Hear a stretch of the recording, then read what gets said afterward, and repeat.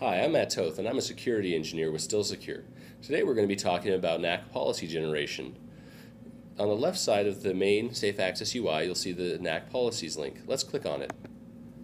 This takes us to the NAC policy screen, where you can look at the NAC policy groups and the NAC policies within those groups. Let's look at the compliance baseline policy. Here you can see on the left side that we have a test link. Let's click on that. That takes us to the tests. Out of the box we have over 200 tests. This includes browser security policy tests for Windows, Windows operating systems, Mac OS X operating systems, security settings for Windows, and security software settings for Windows. Let's start at the beginning. The browser security policies include plugins that are allowed, versions, what security zones or what zones are trusted sites. The operating systems for Windows include Windows 2000, Windows 2003, Windows XP, and Windows Vista.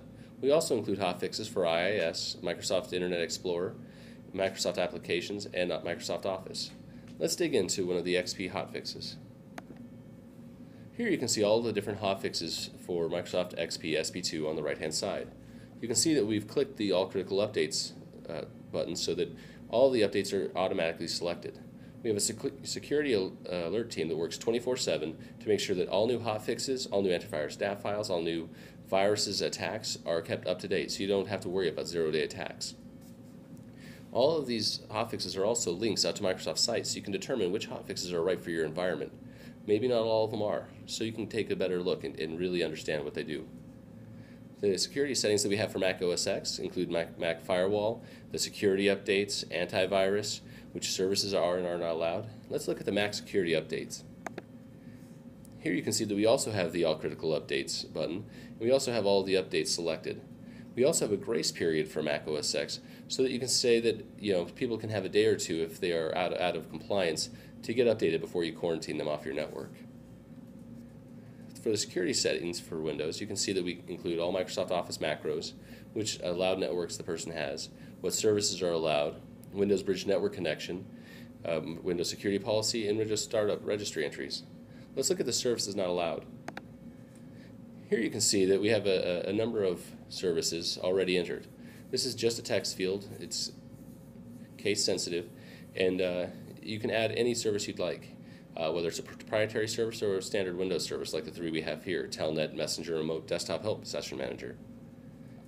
In the software settings, we include anti-spyware, antivirus, high-risk software, P2P, personal firewalls, software not allowed, and worms, viruses, and Trojans. If you look at the antivirus, we include every antivirus that is on the market today, which includes Not32, AVG, both professional and free, ClamWin, Kaspersky, McAfee, Trend Micro, Symantec, all the way down the list. And you can decide which ones you want to support on your network.